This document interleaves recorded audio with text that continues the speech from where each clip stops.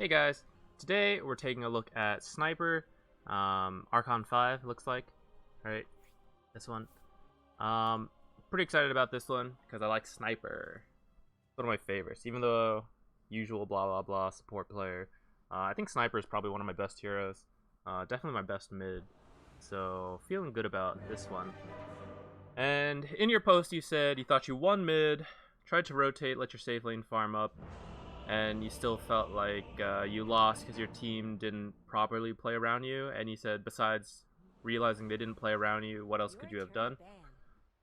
I will say, right off the bat, I played a Sniper game actually just a little bit ago, a few days ago probably, and all the way up till 5K, right? I still feel like people don't play around me properly. And it's sometimes hard to judge because, you know, you're playing the core, so it's like, why aren't people playing around me? So sometimes it's good to have like a more objective look. And even in my game, trying to take an objective look, I still felt like people weren't playing quite around me, but also maybe a bit my fault. So I happened to win that game. So we're going to see, because there's definitely still stuff you can do better, right? Regardless of whether your team plays around you or not. So we're going to take a look at that. I haven't watched the game yet. I've been trying to do that more lately, where I like briefly look at the game. Didn't do this one. Took a brief look at like the Dota buff items and stuff. So I know I'm going to comment on those. But yeah, let's just get going to start off. So first off, on player, yeah.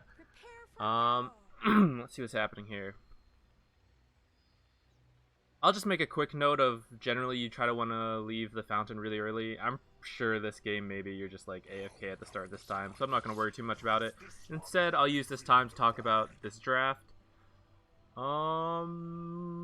Looks good for you, honestly. A lot of people, at least people used to say that Pudge was a counter to Sniper, and it sort of is, right? Sniper wants to stay far away, and Pudge is, you know, his hook, he can pull people in. But whenever I pick Sniper into Pudge and my friends say that, all I tell them is, oh, you disconnected. That's a rough start. It happens. Again, we'll just use it to discuss the draft. I always tell my friends, you know, just don't get hooked and then he's not a counter, right? So I still kind of feel like that. AM can blink on you, that's a pain. Axe is going to buy blink. And so those guys are going to go for you. Jakiro and Necrophos, they can't do too much to you, especially if you buy like a BKB, which I would recommend later in the game. So if I was Sniper in this game, I'd be feeling alright. I feel like Necrophos isn't a scary lane for me. And AM can be annoying, but I'll be stronger before AM is online. And I can also... like, late game, he's a pain. If he gets on top of you, he has a chance to kill you. But if you position properly, I don't feel like... I feel like I still have a chance anyways, depending how the game's going. Axe, if he calls you, can be a huge pain. But again, you should be able to stay away from Axe by using Shrapnel and just good positioning in general.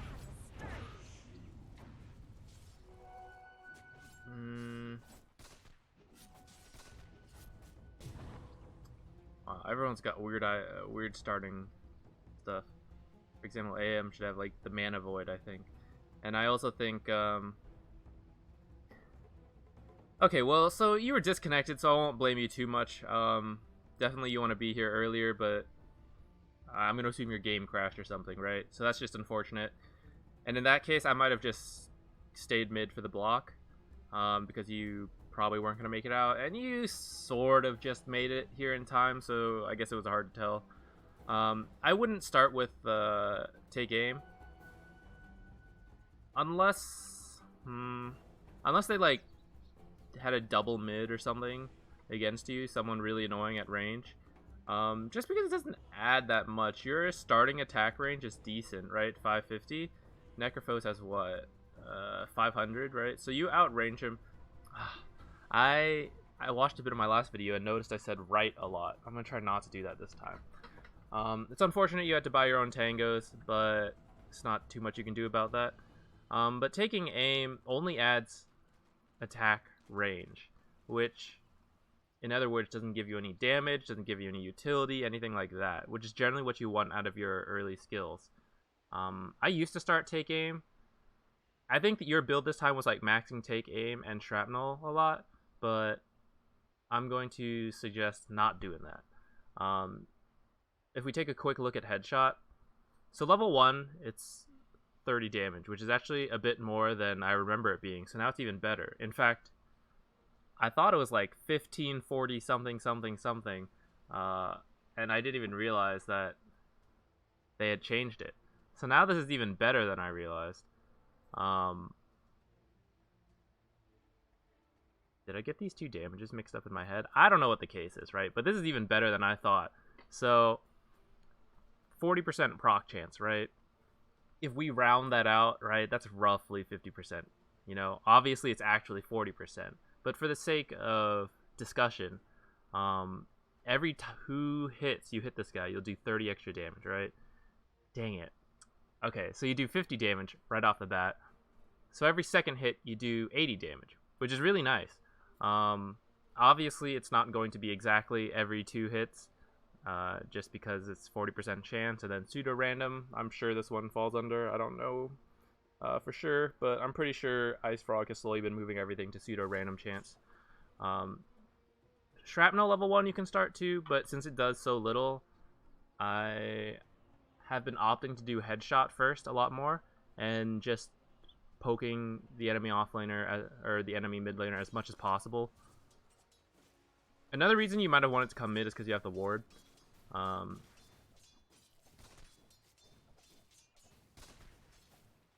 Uphill chance, nice. Alright, I don't think that should have worked out for you, but it seems to have, so we're not going to worry about it too much. Let's see, we'll go a little faster. That one, I think, is just practice. You have to identify, you know, where that'll fall under creep. That's just last hit practice. I'm not going to go too much into it. That can be a little harder with headshot. Headshot sometimes messes up last hits a little bit, but generally, it's good for you. Just to bully out the mid laner.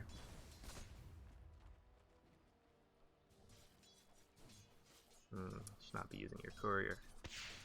Although you should have also gotten tangos ideally, so, you know, gotta play for the rank we're in.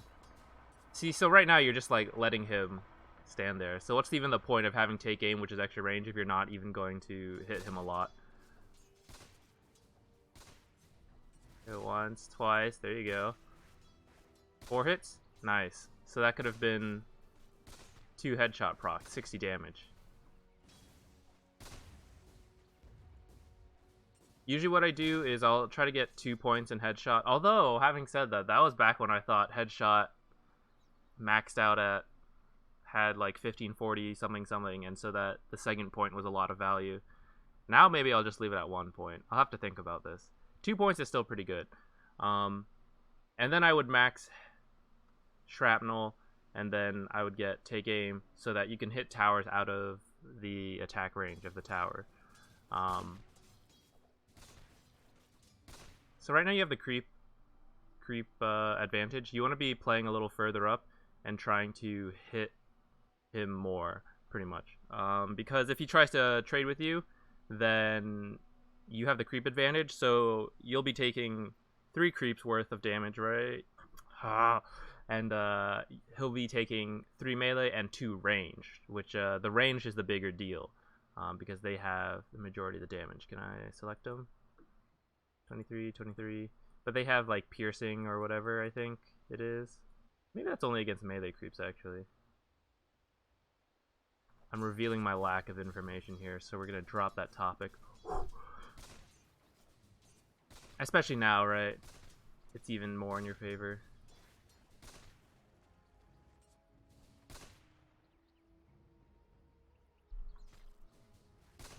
I feel like I just explained it, how you want to be like further up. But to go more into it, I feel that you're using take aim as a way to play safe further back, whereas if you should use take aim, you should actually use it to play further up and force him to be like even further back out of XP range sometimes. And make him have to like walk all the way up to hit creeps where you can shrapnel him and all of that. So like this is good. See, he walks all the way up and you shrapnel on top of him. That's the same idea of playing really aggressively up there. Middle tower is under attack. Radiant's bottom tower's got problems. You want to be looking to stack. That was not the best timing for you at 2 minutes. But you want to try to get a lot of stacks off as sniper, because you can clear them really well with shrapnel. So see, again, this is just a time when you could be playing a bit further up. There's a video, the Purge and Day 9 series. There's one of them where Purge was gone and Blitz played with Day 9 instead and talked about how to bully people out of the mid lane. The patch is a little bit ago now, but the concept is still there of just how to bully out your mid laner, the enemy mid laner. Recommend taking a look at that, because Sniper very well can do something like that. You can play very aggressively. I'll speed up a bit. I've pointed out some laning stuff, and I feel like it'll probably just be a bit more like that. You could be winning mid a lot harder, though, I think.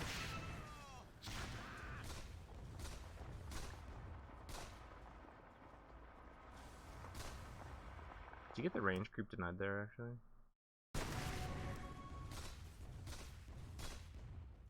I think it just happened to die on its own. Lucky for you.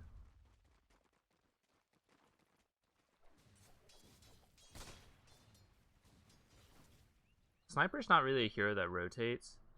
So if you're gonna buy boots quickly and not like... The two boots are power treads and phase. I prefer phase, but both of them have their merit. You're not really a hero that rotates though, so usually you want to get either like Gloves of Haste, or instead of Belt of Strength you can get the Elven Skin, because that actually benefits you.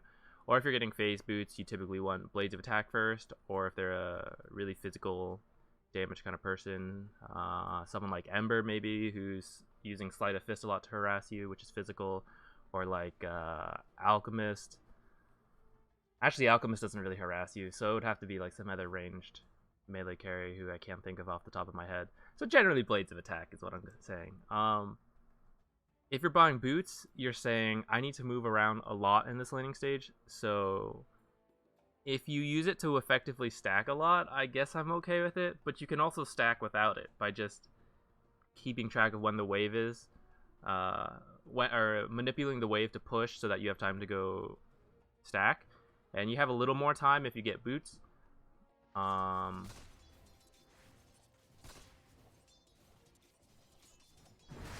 But I don't think they're necessary. So I feel like they don't add that much to the laning stage. Although I will say against a Pudge, it is nice to have a bit more movement speed. That's why I would like phase boots this game, because just a little extra movement speed. Dodge hooks and stuff.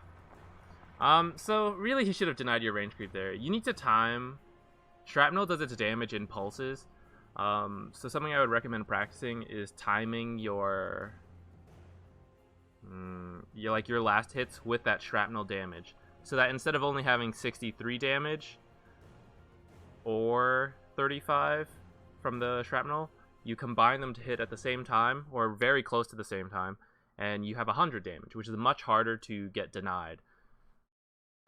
Whereas in that case, you kind of just let the shrapnel go, and either the creeps could have gotten it or Necrophos should have denied it. You definitely had a chance to stack. You want to stack with these rune timings at the least. If you can stack more than that, that's great, but you can always, like... Here, let's go back. I should have just used this bar. I went back too far. 47 is too late. Okay, 37. Alright, he pushed you under tower. Right now, sprint over here, because I don't think you can make it to these ancients to stack them and pull for this rune, but you should be able to make it here, hit these, and then run this way, get the 4-minute rune, get this stack off, and this stack is a little hard to clear with this camp, but so is this one. But say for these two, you can attack this one, and then shrapnel like in the middle. This is a little easier when you have some items, but I think you can do it without them too. and you stand in the Shrapnel and focus this one because it's the hard camp and it's got the regen creep, so you have to kill that first. But if you have the stacks, the way like the slow works, the damage over time, blah blah blah, you know, if you aggro one creep that's walking back, it like pulls the other, so they're like constantly running back and forth. You can get it so that all the creeps keep running back and forth into Shrapnel, and it lets you clear out multiple camps at the same time, especially if you stacked it. This side, it's a little easier. These two are very easy to do. On the Dire side, Dire, it's actually possible to do all three, but it's a little difficult, so I would focus on like these two and then just the Ancient. This one, if these trees are broken, you can do these. Otherwise, you just do these two. Technically, you can Shrapnel here, but they just kind of walk out. So, yeah. But that's just how you can efficiently jungle, and that's how you get a head start on Sniper. That's why I like maxing Shrapnel, because it lets you jungle. And so, to maximize that, you want to stack or get someone to stack for you. Well, you should do both. You should learn to stack for yourself and have someone. So same thing again, with that range creep, hitting with the Shrapnel. But yeah, if someone auto-attacks with you, or I'm sorry, if someone stacks with you and you stack yourself, it's just ideal. And another tip, I think Dire size Sniper is really good because you can triple stack this camp from a really early level, especially if you get points and take aim. You hit this at 52, run over, hit this immediately, run up, and hit this as quickly as you can, and then run this way. Sometimes this one won't stack. Sniper, if you use take aim, it should be a little easier for you, unless it's nighttime and you can't see the camp soon enough. But if you can triple stack this area once or twice, then it's really effective for you. And then you jungle it, Shrapnel here, right? Double clear both of these with like 1 or 2 Shrapnels. Saving this Ancient camp for maybe when you have a Maelstrom or something that helps you farm. This is just how you get like an early lead with Sniper so that you can then push it into towers. Let's take a look at net worth real quick, because you said you won mid. Let's see how that is going. He's not that far behind you. We're gonna see how that goes. He cannot clear jungle camps as effectively as you. And you have double damage right now. Again, this is even a more exaggerated case of how I was saying you should play a little more aggressively. But now that you have double damage, you definitely want to be more aggressive. Just because, like, look how much damage you have. 122. If you hit this guy 5 times, he dies. You know? Does that put it more in perspective if I say it like that? Hit this guy 5 times and he dies. And that seems very easy, right? I said right again. I'll work on it. And this guy should have gotten chainmail so that he doesn't take as much damage from you. Okay, this is the right idea. It's unfortunate they're mud golems, so they don't take much damage from Shrapnel. I should be on your perspective. And it's more ideal to use them on stack camps because there's a charge. But if you have full charges, feel free to use them. Okay, I was about to say to do something like that.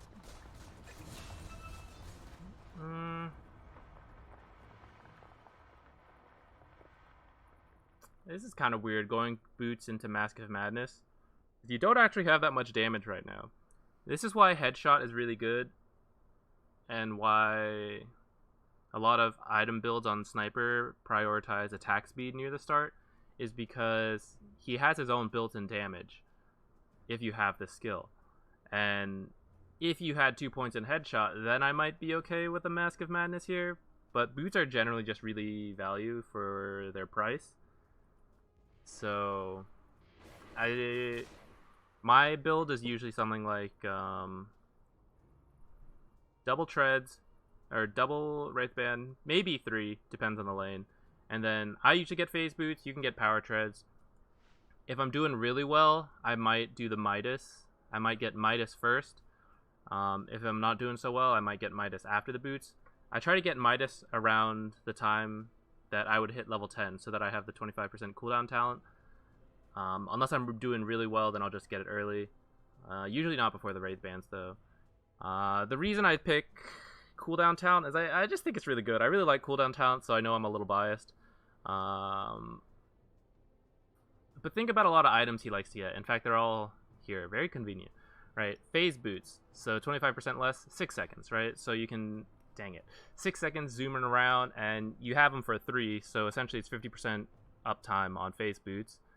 Hurricane Pike, reduce cooldown on that, lets you move around the jungle more, lets you use it in fights more. That's why I like Mask of Madness on Sniper. You reduce the cooldown, essentially roughly 50% uptime as well on this. BKB, it's really nice. I very rarely ever build Shadowblade anymore, but if you did, you know, that would be cool. That's like 75% uptime, something like that. Mjolnir active, all this stuff, right? Oh, oh, and the Midas.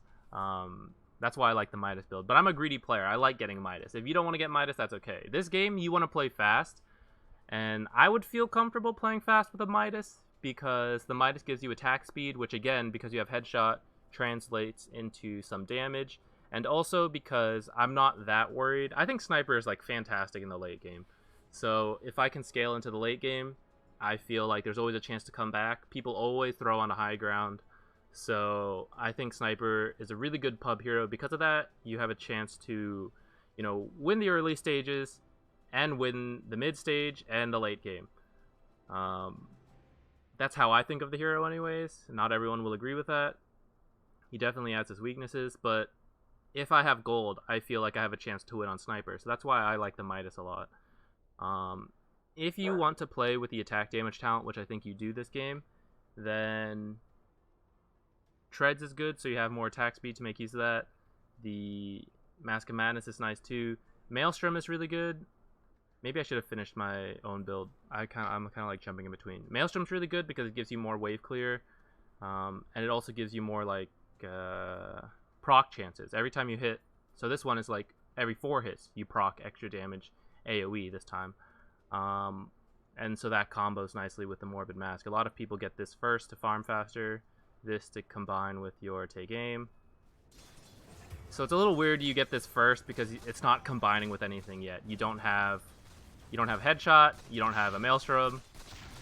You're just hitting people for 70 damage a little faster. I guess it's 80-ish more, but still, that's like not that much.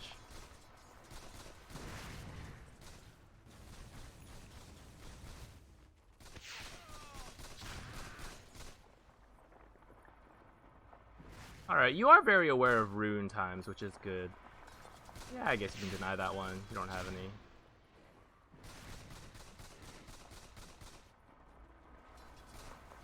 I might suggest to try to stay at 2 in general.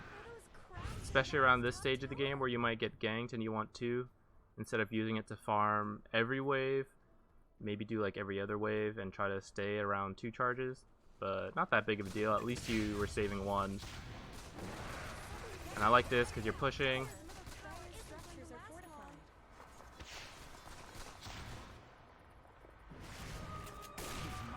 Nice. Good use of that.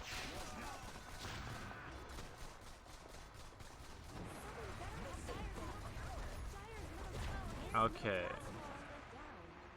11-minute tower. First on the map. So that's good for the game. I definitely think you could have done this a little faster if you pushed, if you played a little more aggressively. I think you would have scared Necro out of lane a bit more. But at this point, you are still ahead. You have been playing well, especially compared to like Necrophos. So right now, all things good. A little weird on the items, but that's okay. This is not that bad. Nice. Okay, this is a good rotation. Getting another tower very quickly, also very good.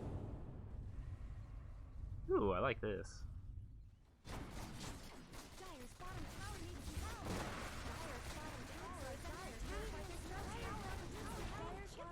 Alright, let's take stock. So in 3 minutes, you've gotten all 3 tier 1s. That is excellent. Very good work. Very nice rotations. Let's see what's here. What do I think you should do now? Going for a Dragon Lance. Radiant structures are So you want to keep fighting.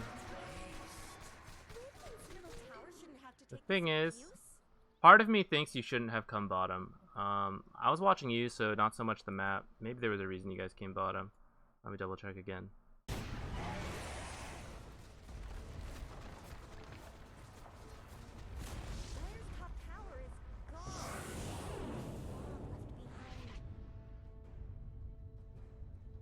What's happening here? Going for a kill, so I guess that's why he's global.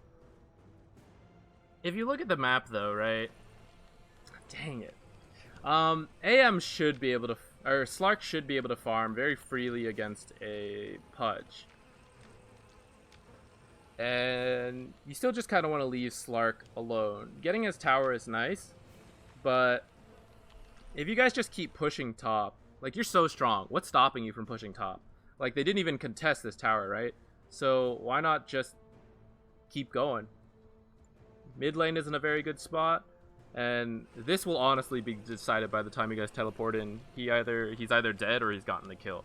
So I think if you guys push top instead and forced, oh, you can't look at him on the map, on the mini map.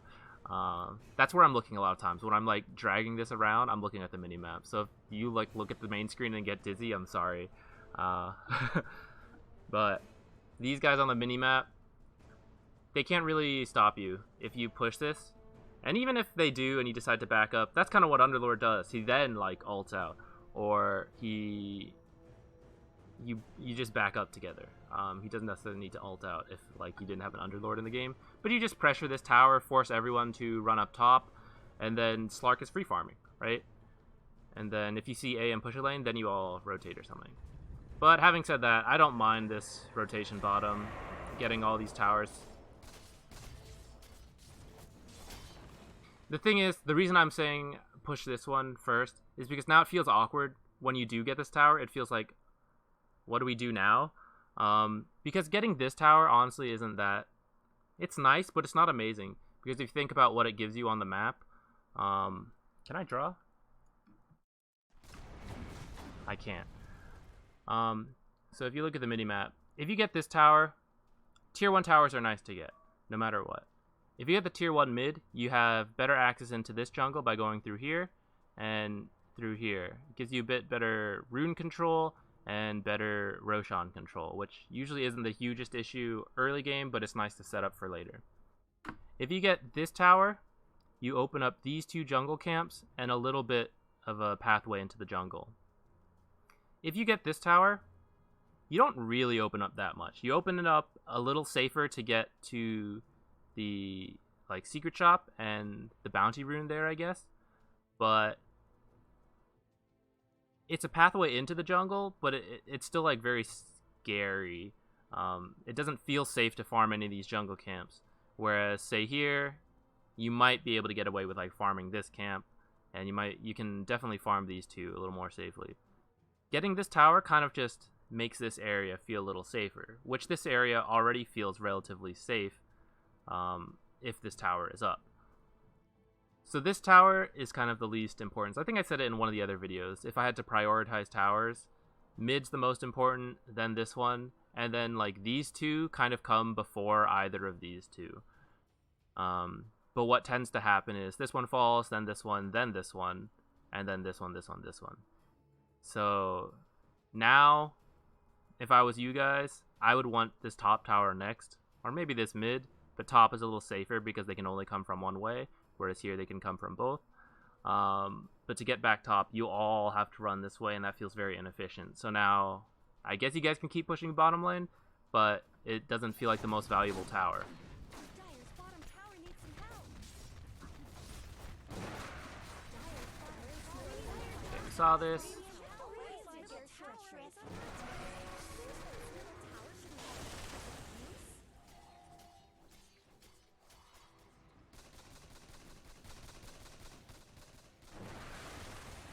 This is where I mentioned that Shrapnel trick. You can farm both at the same time.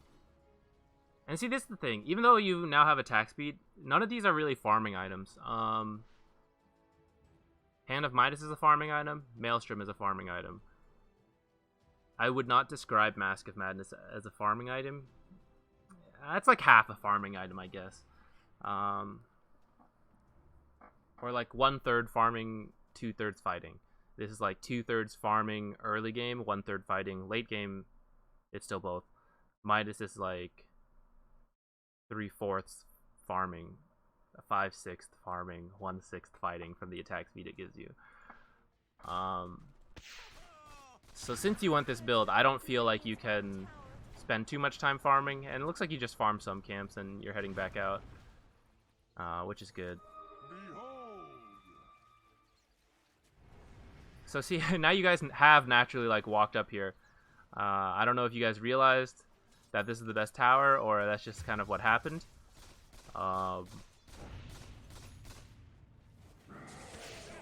What's this guy doing? What's happening? Okay. You don't have Underlord, which is unfortunate. He's the guy you want most in these team fights while Slark is free farming.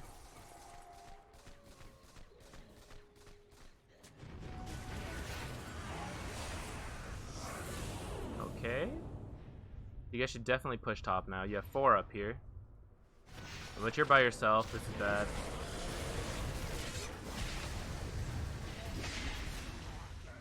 Alright, what happened there?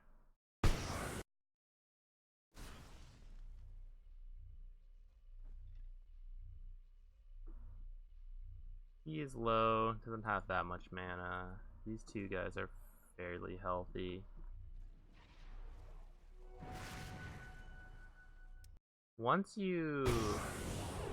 I know I just said I think you should push top. Although I didn't realize how low he was, so in that sense, I was a little wrong. Okay, once you see these guys, like over here, you can't push this way by yourself as sniper. Because of what's about to happen. You already know, you experienced it. But sniper can't be like by himself too much this game. Unless you see, in any game, unless you see 4 of them somewhere else on the map. You can't go by yourself, like, ever. And the closest guy to you is, like, dead. He has no health. And these two guys, he's getting the rune, which I think is fine. And he should be running up towards you. But either way, you don't want to quite fight yet because Witch Doctor is low. And because, you don't know they're all here. I heard a teleport, but I don't know if that's a replay thing or not. So we're going to assume you only know that Necrophos and Jakiro are for sure here, and that the other 2 are missing. Best case for you, only these 2 guys are here, but you still can't contest them alone. You still need your team, so I wouldn't want to run this way because they can run through here and cut you off, and they can also run through here and cut you off, and they have high ground. You don't have any like vision, so it's very risky for you to run this way, even though you want to push the lane. It would be much better to like back up. You have time to reorganize with this siege creep and at least get back with your team. But going this way kind of ends up like this.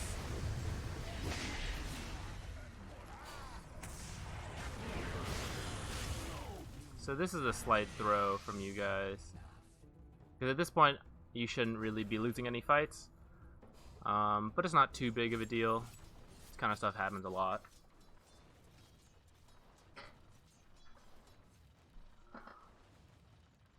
I really dislike this. Because personally, I'm just not a fan of a early Daedalus. I just think it's not very good. Because you don't crit headshot, I'm pretty sure. And right now you do 150 damage. So with a Crystalis, what is that? 175%. 20% chance to crit 175% chance.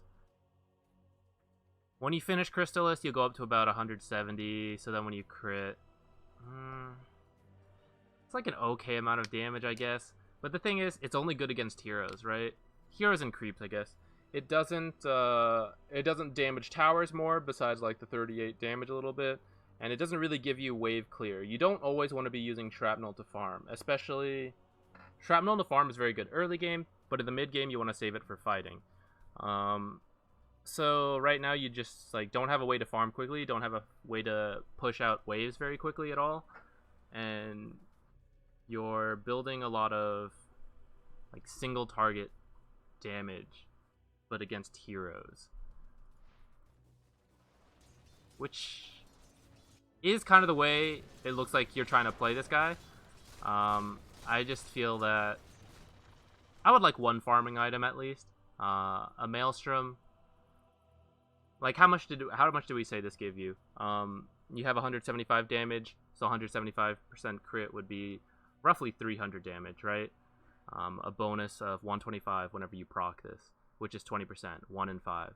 Maelstrom is 1 in 4, and it procs 150 magical damage, which is slightly higher than what this crit would give you, and it gives you AoE, because it's only 4 targets as a Maelstrom, but that's still pretty good.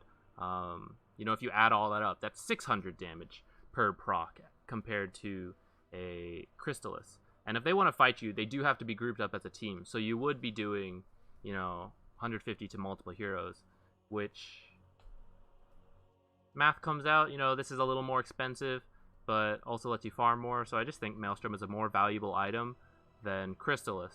To start. Late game, Crystalis and Daedalus can give you far more damage as you get more, and make those crits more valuable, because then in the late game you do want to focus on killing kind of like one guy at a time.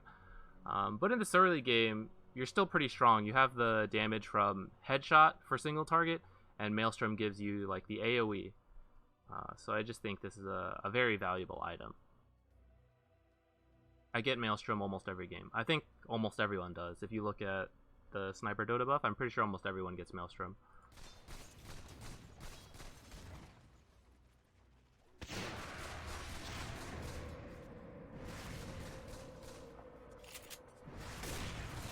Nice.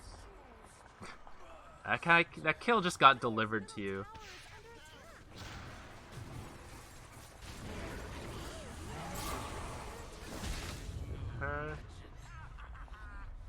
Good stuff. Someone better help Dire's middle tower.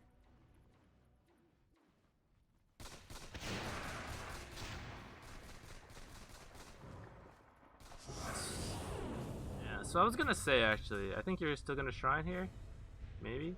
Yeah, so I wish I had said it first, because I would look smarter now. But, because you have a Mask of Madness, which is lifesteal, when I saw you were low, I kind of felt like you should just ferry out one Clarity, and then just farm up jungle camps to heal up. And that's ultimately what you did, right? You used Mask of Madness and killed all of these, and you were like all the way, almost fully healed by the time you shrine. So really this shrine is just for mana, which a Clarity would do for you in that time, right? While you're farming all these camps, and then they respawn so you can farm them again. The Clarity will be at you by that time, and then you'll be at full mana, and then you can go fight again.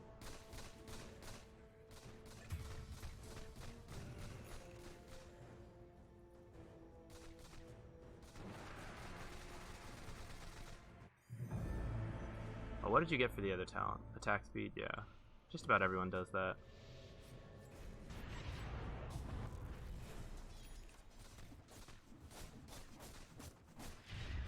Let's take a look at what items everyone has, because the way you play is a little bit affected by what your teammates have. So Witch Doctor's going for Glimmer, that's nice for you. Silencer, Power Treads, whatever, we're not here to critique him.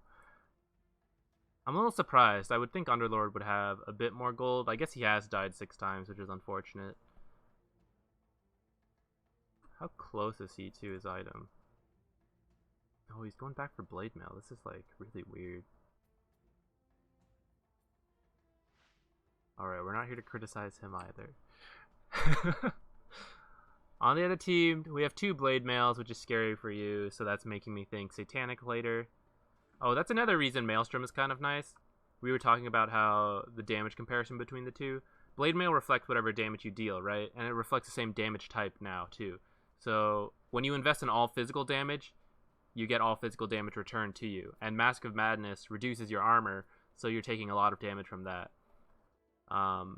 And Sniper doesn't have... Well, he does have a decent amount, I guess.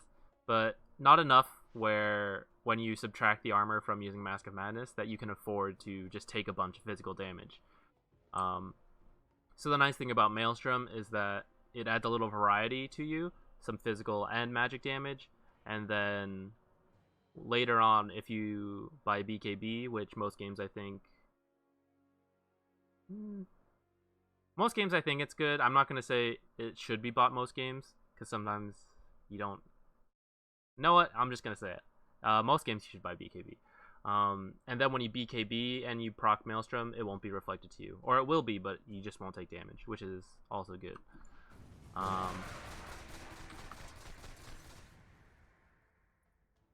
Besides that, this guy doesn't have Battle Fury yet, so you guys are like doing fine. In fact, how close is he? He's still a long way away.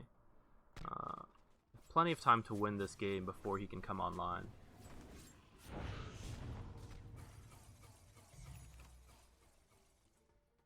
Yeah, so this is a bit of a mistake from you guys. I think you might have been saying this in your post. I don't know what kind of communications. I can't like hear your team chat or see you guys typing. So the best you can do at this point is like ask your team, please group with me. I'm really strong. I just need you guys to like, I need Underlord to like kind of stand in front of me, and then the two supports to stand in the back. And if they go on me, protect me, and I have the damage to kill everyone. And if they don't go on us, just like let me hit the tower out of range, and that's the game plan. And then let Slark farm. That's Slark do his own thing. If you're telling your team all of that and they still don't follow you this time, that's the best you can do. It is unfortunate. Sometimes the team just doesn't play along with you. I don't like this TP, because there's still stuff for you to farm down here, and you can save that TP to... Say a fight suddenly breaks out bottom. Now you can rotate there. And you also still kind of want to be top.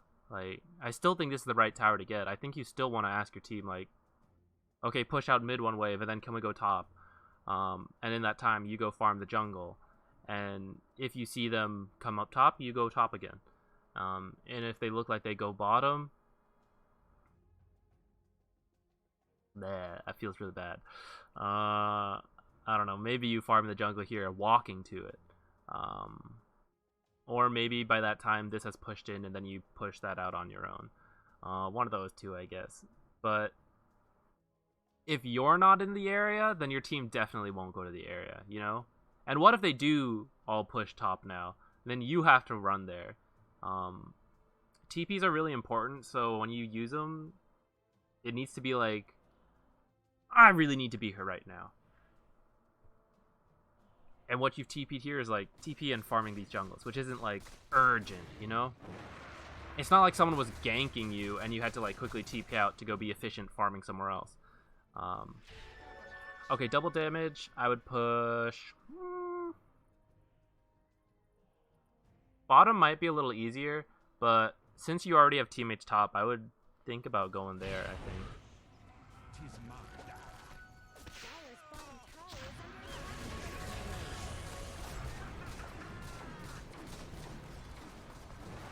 Should be mid tower.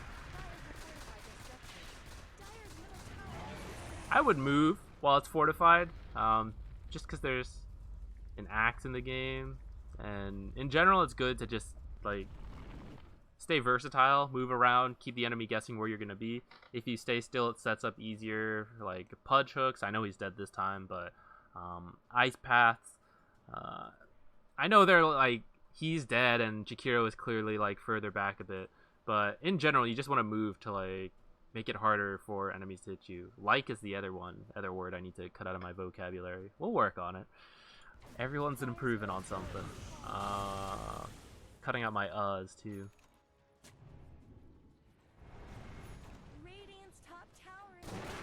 Similarly, I don't like Daedalus for the same... I don't like it at this point. Just as like your second item. Just because 80 damage, 30%, 235 crit. So when you finish this, you'll have approximately 200 damage. So when you crit for 235, you'll be doing like 535. something like that, I think, right? Take into account any armor the enemy team has, reducing it. We saw multiple blade mails, and 1U Mask of Madness, again, all of that. And so that's about an extra 250 bonus damage to whatever you're hitting every, we'll say 3 hits, 30%. It's a little less than that, but we'll say 3 hits. Compared to Mjolnir, slightly more expensive, but it's also a farming item, so you would have a bit more gold. Still a 20% chance. Oh, I'm sorry. A 25% chance to do 170 damage, but to 12 targets. So AoE-wise, if you count all that up, you're doing much more than a Daedalus would give you. Single target, not quite as much. Unless they've got a lot of armor and you're mixing in the magical, then maybe. But odds are the Daedalus is more single target damage. But the nice thing about Mjolnir, that this is harder to do a direct comparison just by looking at it, but Mjolnir gives 75 attack speed, which, remember how I talked about headshot? Essentially every 2 hits it does 120 damage. This is why you synergize really nicely with attack speed. So between proccing both of these faster, you know, every 4 hits, we'll say, you get a Mjolnir proc, and every 2 hits you get a headshot proc. If I did the math and showed, like, on average what all this would be, I dare say that Mjolnir would be more damage than Daedalus. And then take into account active, which some games is better than others. Against, like, Pudge Rot and Jakiro Fire, this is quite nice, actually. If you pop it on Underlord, because you don't want to be the guy that is being hit. Maybe you have to pop it on yourself, I don't know. But let's say Underlord's tanking it, you put it on him, and he starts proccing out lightning damage, which is very nice. Or you put it on a creep to push out a wave. Whatever creep is walking in front, that kind of stuff. So I much like a Mjolnir at this point. I think it's better. He's ulting in, so I hope you guys recognize you can't ult out. Fairly safe to get this tower, though.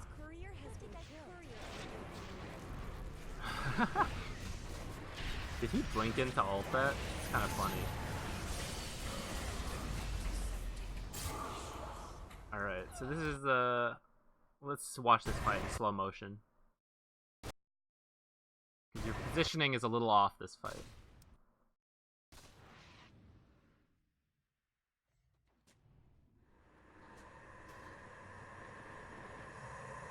Is this the right speed?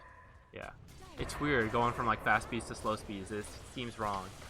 Okay, so at this point, this is good. Hitting the tower, you're in the back line. I would probably suggest you guys don't have high ground vision. And you do know there's an Axe in this game who, fortunately, hasn't gone blink yet. But he is working on it, and you don't necessarily know how well he's doing, so you do have to be careful of blink. You also have to be careful of Pudge Hook and Ice Path, which sets up, you know, a walking call or a easy hook, right? So right now they're all kind of up here. I don't necessarily think they should be. Maybe these two can be. One of these guys should be like a little further back, but I know they can also technically be in the trees, but I think if you have to pick one of these sides, being here is a little better, because the enemy team, like, we can see him. This is a replay thing, you can't see it, but he's literally TPing in, which is what a lot of people will do to defend this tower. You either TP in here, walk in from base, or TP over here. If you TP to Shrine, which your or TP to this T2 tower, your creeps are giving vision of this side spot, so you're not going to be surprised there. So unless they preemptively set up in the jungle way back here already, which is unlikely, this is the safer spot to be in. Standing, I would say, either back here, or since my team has run in, I would move in as well and try to be over here. The reason I want to move with a team is because I want to be close enough to be helped. If you stay back here, even though you're out of tower range, if they decided to run around and get you, you would have... I mean, I guess you have somewhere to go. You have, like, forward to sprint. But they have an easier time getting to you, is what I'm saying. Or if they, like, cut through here, then they cut in between you and the team, which makes it awkward. you still want to kind of stay with them. And the tower hitting you is not that big of a deal. You have so many creeps, and you can de-aggro pretty easily. You've got a lot of heals, a lot of auras. Well, you don't have that many auras yet, but that's the idea if he had auras. So this goes off. They use silence for that, which I don't love. So here's actually just what I was talking about. He runs in to chase you, and now you have to run in. Fortunately, you got the tower first, so you're doing okay. I think I would start hitting him at this point. You're running in a little far. In fact, you're not even look at him. Did you even notice him? You should have. He ran right by you.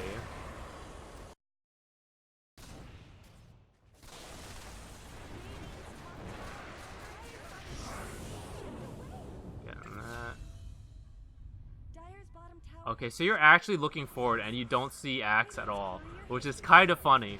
But you do have to watch the minimap a bit, and also like listen for it, notice the battle hunger. There's a lot of different ways to tell he was like there. In this case, you were trying to like look forward a bit, but you kind of missed out on something important looking too far. Like, you noticed you were like only focused up here and not noticing like your team is positioning. So now you're like going too far. So here, you're too far here.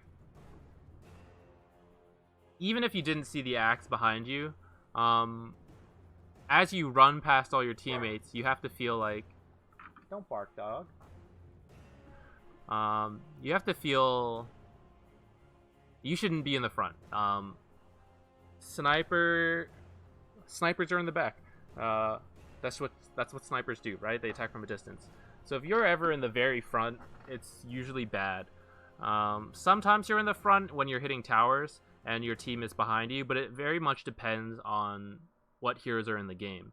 And in this case, because there's a Pudge and to a certain extent an Axe and a Jakiro, you don't want to be in the very front where you can be suddenly hooked, called, chain stunned through Jakiro's Ice Path.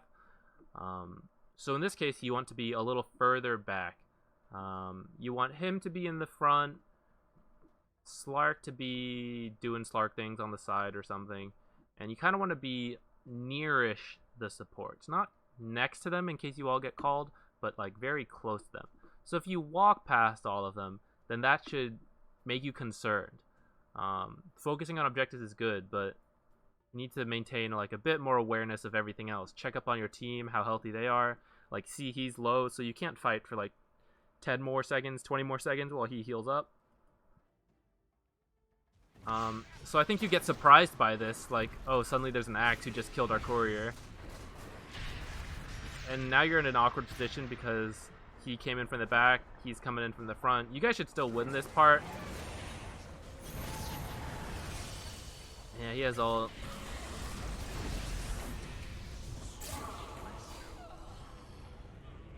Your team did okay, but I don't think you had to die in this fight. Let's say you do go up and get caught out like this. Let's go a little further. Okay. You ran away from Axe. Very rarely would I sit still and just hit things. Unless you Mask of Madness and you literally don't have time to move, try to like hit and kite this way a bit. You want to be... The safer area is near the trees this time, and I think you saw that. Granted, you didn't have a lot of time to react this time, so at most I think you could be like a bit more over here, in which case you might still have gotten ulted. Running this way I think is the wrong choice. I guess you were trying to run away from Path of Fire. Jakiro's side. Macro Pyre? There we go. Path of Fire. Lol. But running like parallel to it I think it's a bit better because you can't see what's going on this high ground. And so you should be like a little concerned about what else is there.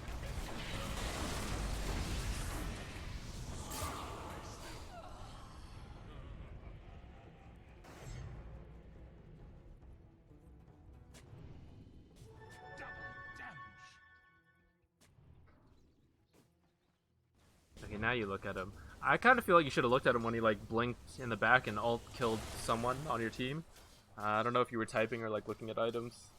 But even when you die, you're still playing. You still have to gather information, check up on items on your team and the enemy team. I click on these guys right now. They're all in vision. They're de-warding you. So now you're not going to have that chance.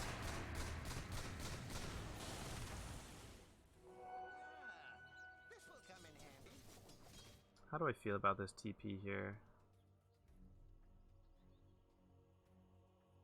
It's okay. I'm a little concerned, right? Because you just lost the fight bottom, so you know they're pushing, and you see that your teammates that survived are like still down here, so it's still possible a fight might break out. So that makes me a little scared for you to TP.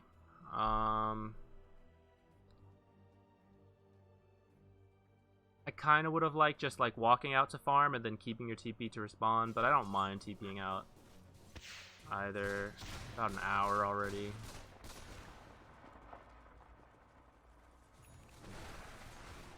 This is the other reason I'm a little scared of it, because you're pushing solo, which is always scary as sniper.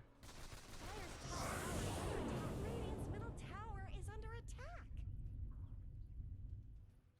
I was about to switch perspectives, but I need to see it from yours. Alright, this whole fight broke out, and you only looked like very briefly. And a lot of it you were just like walking through river. So I don't even know what happened in that fight, because that's how I would feel. That's how I feel watching the replay from your perspective. I have no idea what's happening in this game. And if I have no idea what's happening, unless your team is like doing an amazing job explaining everything in detail to you, I don't know how you would know what's happening in this game. Because even though I just talked about how it's scary to push solo, right now I see one here, two here, and someone else TPing in. And if we look at free camera, if we peek in, we can see, okay, Jakiro and Pudge. Remember all the people we talked about being scared of? Getting hooked, getting called, getting ice pathed from Fog of War? If you come down here and see all three of these guys are going to be here, and then you know AM is here, that means if only Necro walks at you, that's not that scary, because he doesn't do a lot of damage on his own. He has to Q you, and his ult only does a lot of damage when you've taken a lot of damage. Right now, you're very healthy. So, like, I wouldn't be scared of a solo Necro. So if you peeked in here and saw this, I think you should immediately run back top. If you already came solo, you can't help your team, then what you have to do is create pressure. And if your team is starting a fight down here without you, which I don't necessarily think they should do, but if they're going to do that, then you need to capitalize on their mistake, I guess, you know? And a bit of the enemy team's mistake, too, to respond to your team completely like that.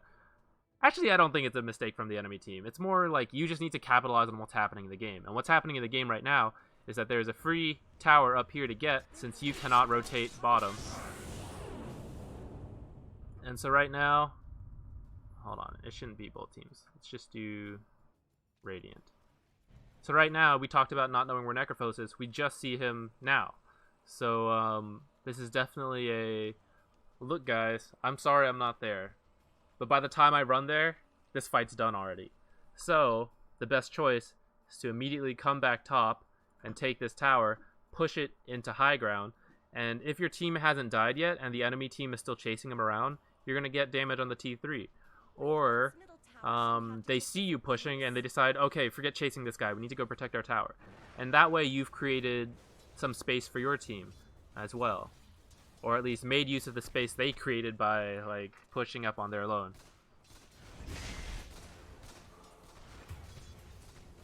So right now, 2 people on your team have died, and what was gained? Nothing for you guys, which might lead you to say that was just a bad fight, but I would say you could have taken the top tower, and then it would have been, oh, we got a T2 for 2 deaths. That's kind of okay. It's not amazing, but you've been free farming the whole time, and that feels good. So it's like not the worst. But you are the strongest hero, so you kind of want to be near your team. So when I saw like 3 people bottom, 1 mid, and then you TB top, I was a little concerned, and I think that's kind of showing you why. That your teams kind of will make these kind of fights without you. Not that it's necessarily right, but it kind of will happen, and you kind of have to be ready to go help your team. And if you don't have your teleport, then you can't do that. You could solo kill this guy. I think you could have killed him. Committing a second shrapnel and then ult, I think it would have gotten him. Shrapnel the trees and then ult him, like over here. Pudge has very little armor. Has he built any? No. He's in Fountain now, I think. Or where is he? Where's he getting all this armor from?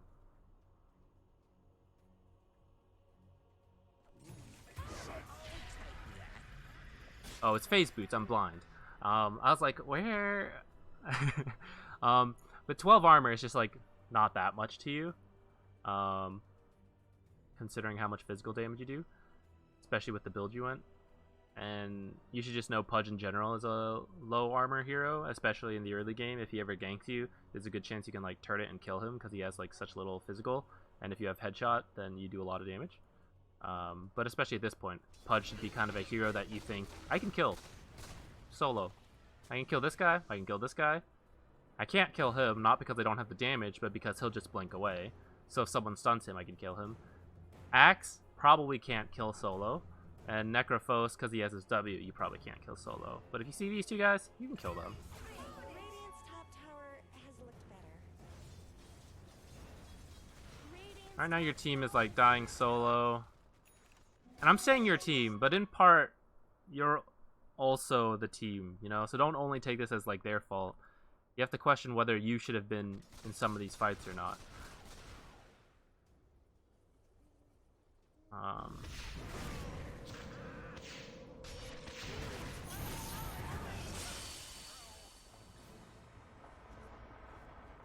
What am I thinking about this? I don't think he would have killed you if you didn't blade mail yourself.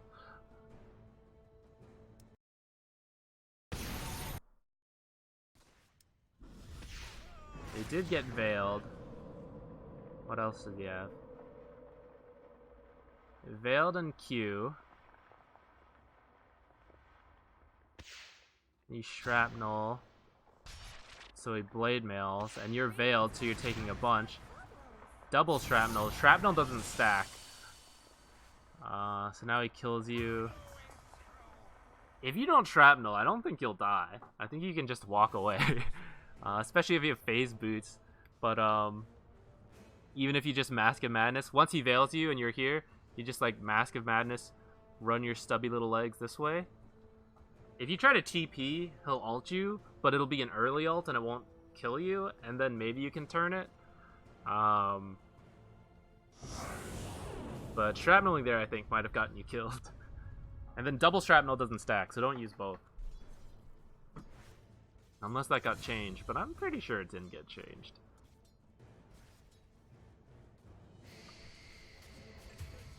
Aww.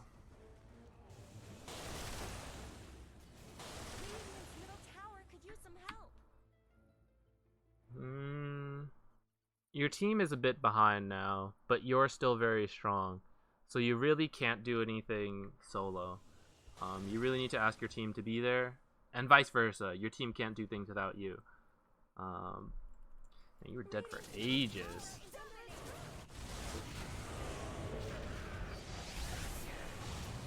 I don't like the satanic. Well, let me think about this.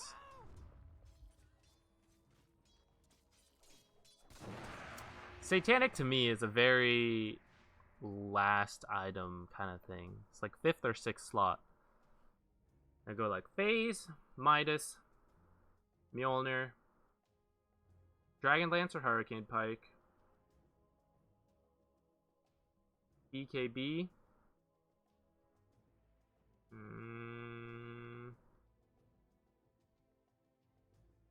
then some other item. I don't know. Not quite sure. Depends on the game. But that's where Satanic might come in. And maybe instead of BKB, I grab a Satanic depending on the lineup. I would probably like disassemble Mask of Madness into like Butterfly or MKB or something, and then use the mask for Satanic or something like that. For 5 and 6, something like that. But buying it right now doesn't feel great because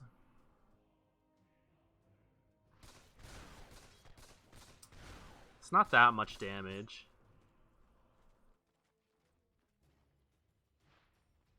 And if you had BKB, he couldn't do anything to you. Jakiro couldn't do anything to you.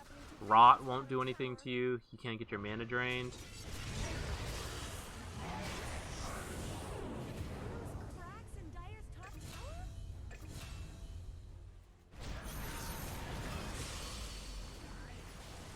What's happening there?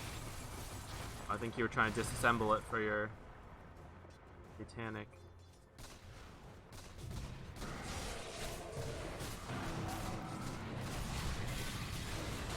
Okay, gets you a kill.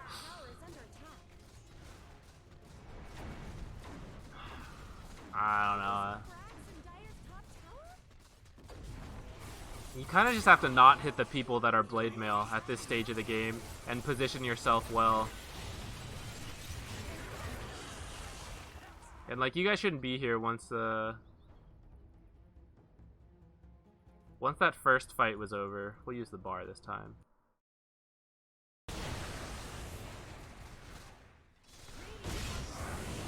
So this fight is a little awkward.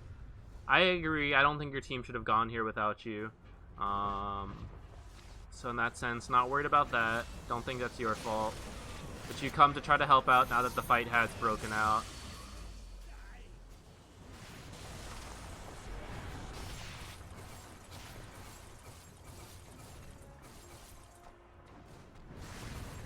So those two get away, but they're very low. I don't know if you lost sight of this guy teleporting. I think you guys should have been able to see that. Get the kill, though. Okay. At this point, should be wary. Because they were low, but they do have time to heal up now at this point. And you guys are a little low, and you're missing your supports and your stuns and stuff like that. So, I think you can get the tower. I think you want to go stand over here, though, because, again, you're just exposing yourself to this high ground where you can't see anything. So standing, like, somewhere up here. Although, I guess he was standing up there, so maybe it's okay. But he is low, too, so they could kill him, and then you're in danger. So, like this. Because Underlord's low and he's your frontliner, I don't know if you necessarily want to be there. Because once they kill Underlord, it becomes a 2-on-2 of, like, both cores versus both cores. And their 2 cores are ahead of your 2 cores. Because Slark is a little bit behind, I think.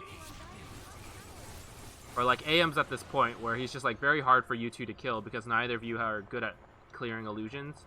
Especially because you didn't get a Mjolnir. And now those guys were respawning, too. So I think you could have chipped the tower a little bit, but I would have been scared because Underlord was really low, and I think you guys just want to back out.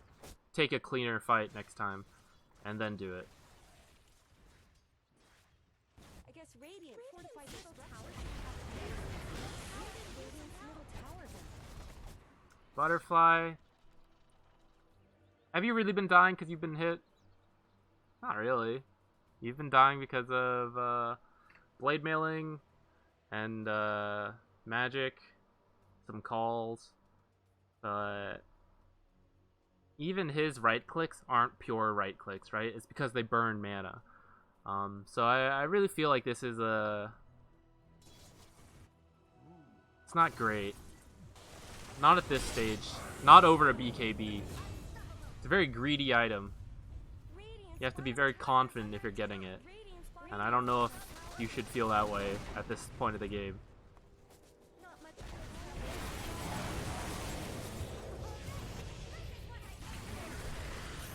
What just happened there?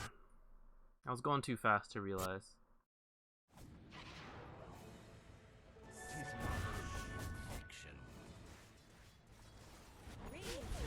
Forward. Okay.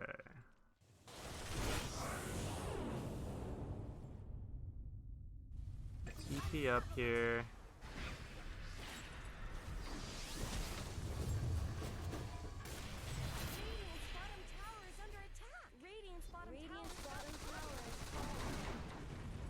Okay, the enemy is Alright, right here. Too far forward. This seems like a very small deal, but this is too far forward. Being even back here, that's good. But if you think about who is in front right now, you're in front, and then Silencer is in front.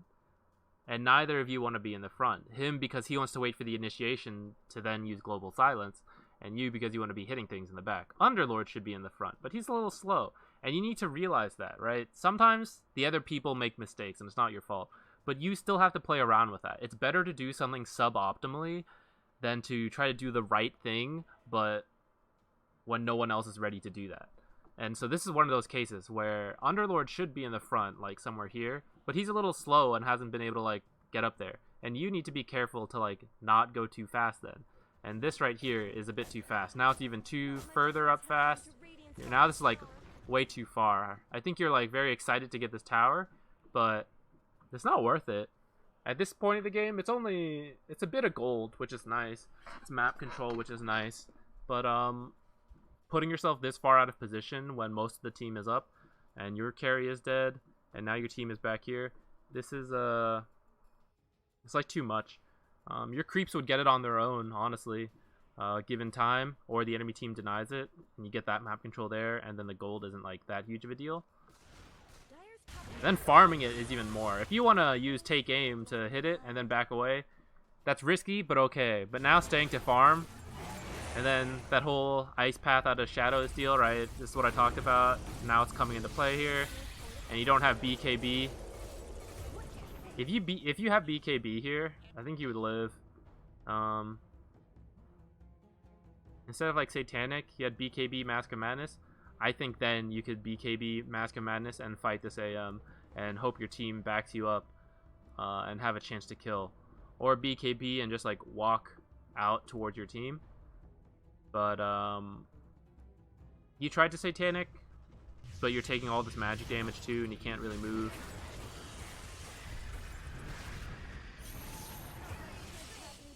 Go forward again. Dead for a very long time. You gotta check their items. I don't see you clicking them. You really gotta see what the enemy team is building. Especially when you build a butterfly or an item like this. Items that can get countered by other items, so like an MKB, you really need to check enemy cores and see what they have to see if it's okay for you to buy this. What's he building? Thistle, Scotty.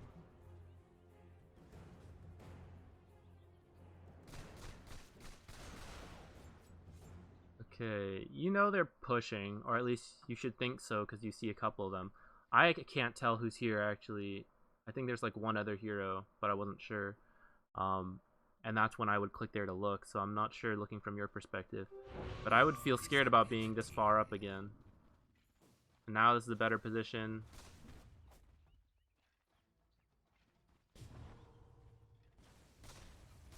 Radiant's middle tower is under attack. How long it takes you to clear creep waves? Too long. Mjolnir, very good item. Radiant's bottom tower is under attack. Radiant's bottom tower's got problems. Radiant's bottom tower has fallen.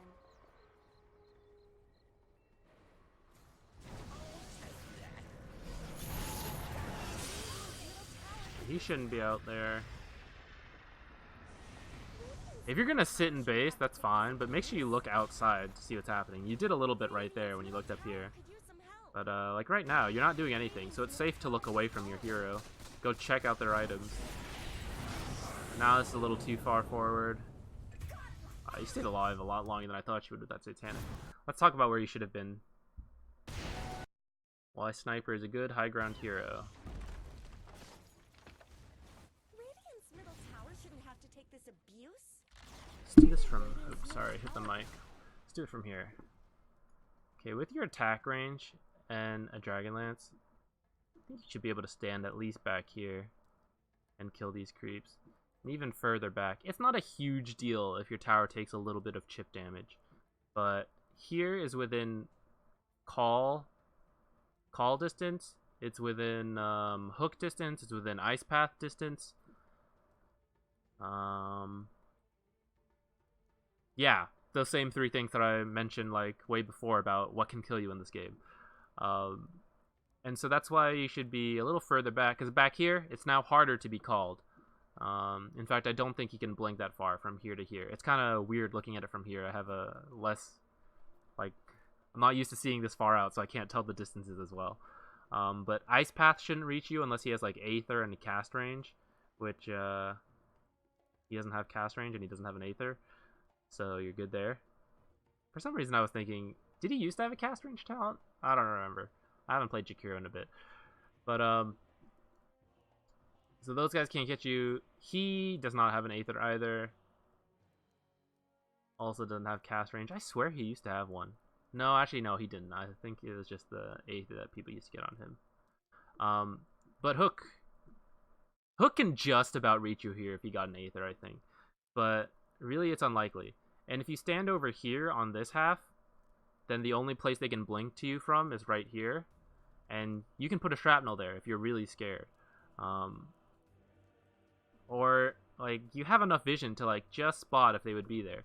So standing on this side is a lot safer than standing on this side, where they can then get you from, like, anywhere, like here.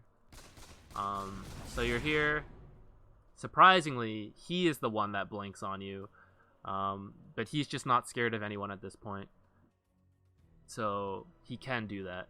And AM can blink even further. Because AM, he does have a cast range talent. Did he take it? He did not take it. He should have taken it this game against a sniper. But if you were back here, he could still blink on you. But his team can't.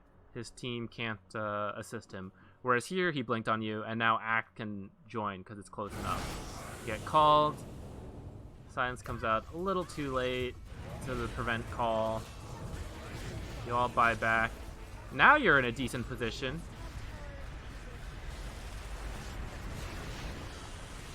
This is a good position. Yeah, so your buyback positioning was a lot better. Try to think that way when you're, before you have to buy back. Should be a little worried. Not only because we can see the AM. Oh, you can see the AM actually because of your ward. But also Jakiro's missing. So again, the ice path from shadows into blink. Now you even saw him. He shouldn't have gotten you. Let's take a look at your player perspective here. So you know AM is still in the area. He just got chased away from there. And you see him on the minimap right there.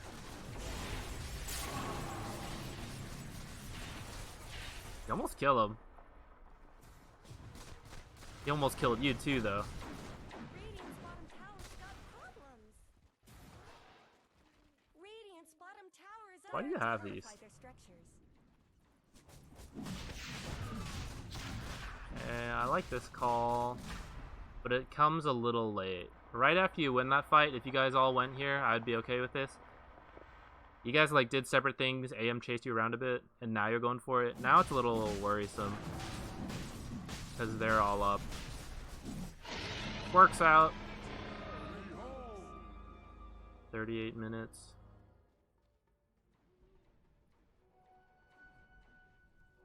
Team should be scared. You should ask them to back up.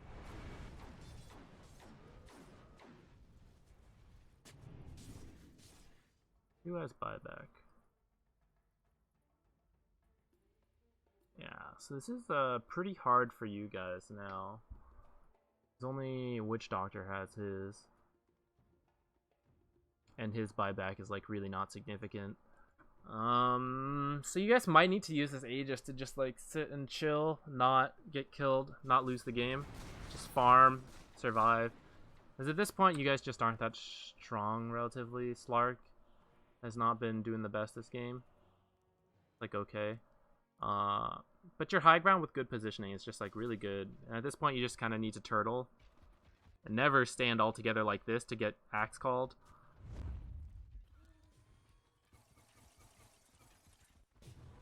I guess Silencer has global. Split up, that's no good. fighting on top of their shrine is also very scary.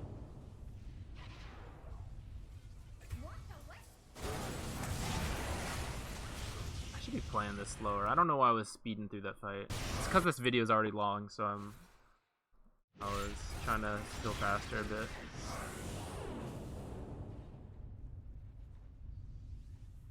Okay, back away, put another shrapnel down.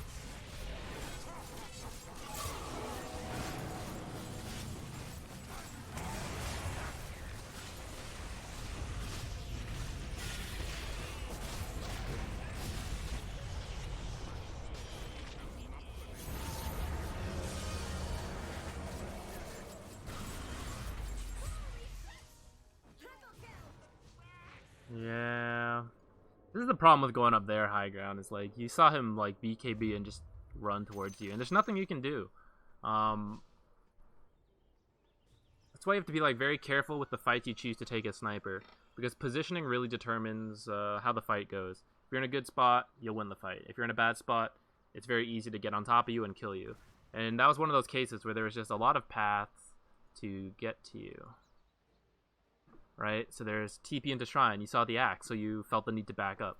And then there's walking around the side with the Pudge, and then you felt like, where do I go now? I don't know where to go. Because people can also run this way. There's just a lot of paths.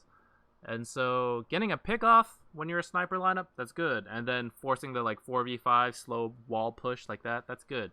But running into these areas is very scary, especially when they still have Shrine. I think you guys probably just lose here.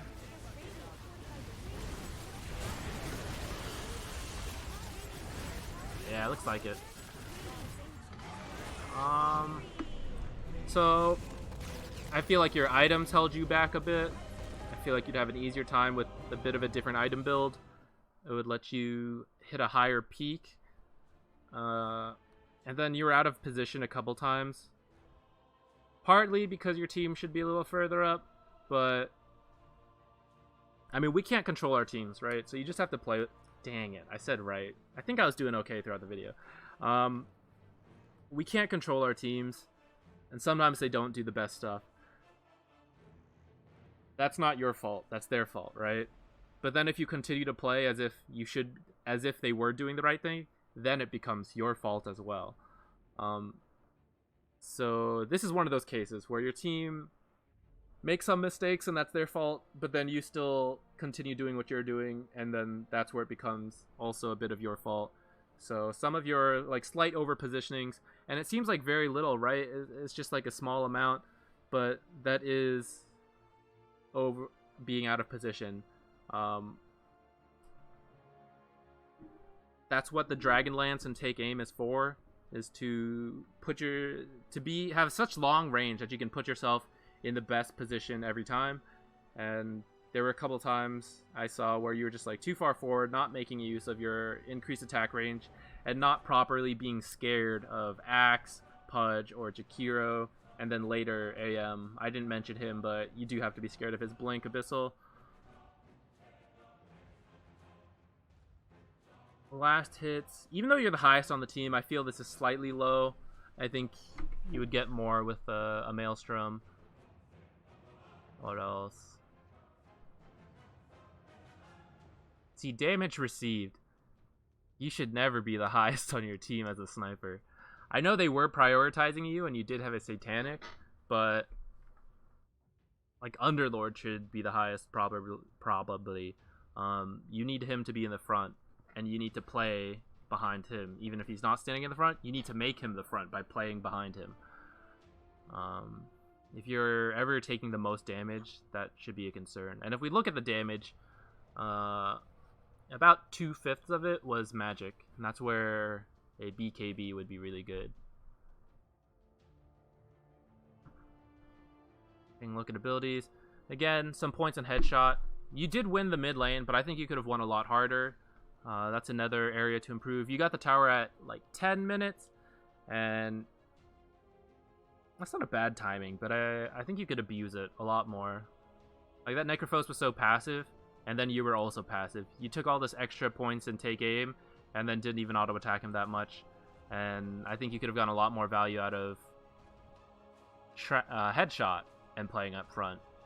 And so you didn't even get your first point till level 11, which it just feels really late. Like, it's free damage. We buy all these items to get more damage, right? And you have a talent that gives you a good amount every 2 hits. If we average it out, right, it's like 15 damage per auto attack, 30, 45, so on, 60, you know? So it's just a lot of damage, I think. At least getting 1 value point in it early instead of like one of these take aims would be good. And then once you have enough, I think 2 plus a Dragonlance is already enough to not be in tower range. I don't think you need the extra. I think getting the headshot is more valuable than that. Talents, I like cooldown reduction, but damage is fine. Knockback distance isn't... I've seen it be good a couple times, and it's like, wow, that's so OP. I was trying to run at Sniper, and I couldn't get to him. But I think by, again, positioning well, I don't think you need it as much. And the like instant snipe is really good to cancel TPs. Cancel channels like Pudge ult someone that isn't you, right? You don't want to be close enough to be ulted by Pudge anyways. So he ults someone else like Slark, you ult him, immediately cancels, and you get back to auto attacking. That's the other like benefit of it. You don't spend time just sitting there channeling and then shooting. It does do a lot of damage, but being able to do that quickly and then getting back to auto attacks would be a lot better, right? Because your single right clicks are approaching the amount of damage, especially when you crit, right? It's about the same amount of damage as Assassinate. So every auto attack, you auto attack a lot faster. So you want to spend less time using your ultimate. And also, let's take a look at I like these. If we take a look at Archon stats, you do kind of have to play for the MMR you're in, but like take a look at like down here and down here. A lot of people take like damage versus cooldown reduction. It's a little close, but a little more for damage. And you take a look at like Divine and up, like a lot more people value the cooldown reduction for all the, not only your abilities have less time on shrapnel charges, but also the items, be able to use them more, BKB, etc. The attack versus slow. People actually get slightly more slow here. That's interesting. But still, almost the vast majority get the attack speed, right? And I agree. And then if you look at this one, right? This is about split here. And then look at Divine. It's like incredibly in favor of this one. And this one is a little more split. Personally, I like the attack range. But that's because with the cooldown reduction talent, I think that you don't need more shrapnel charges. I think 3 is more than enough for like every fight. And then with the cooldown, you have it for almost every fight you participate in. So again, although you should play for the MMR you're in, I think taking a look at like this is the nice thing about these. Dota buff shows the averages. I don't know if there's a way, I'm sure there is, but it's not easy to find on the page. Taking a look at these is a good way to see like what are the like Divine players, how are they playing this hero? Taking a look at their items and so on. How do I get back to this? Oh yeah. So yeah, that's it. Oh, this is kind of long. Well, 2 minutes per minute a game. That's about how it always goes, right? Whatever the game is, times 2. So yeah, you played well for the MMR. It's definitely like if your team also did their parts, you guys probably could have won, but you could improve your chances by improving some of the stuff you did, which is why you made the post originally, right? How you can play above your MMR to help your chances at winning. And playing more aggressively in lane is definitely a big part of that. And then smaller part, watching the positioning throughout the match. And that's it.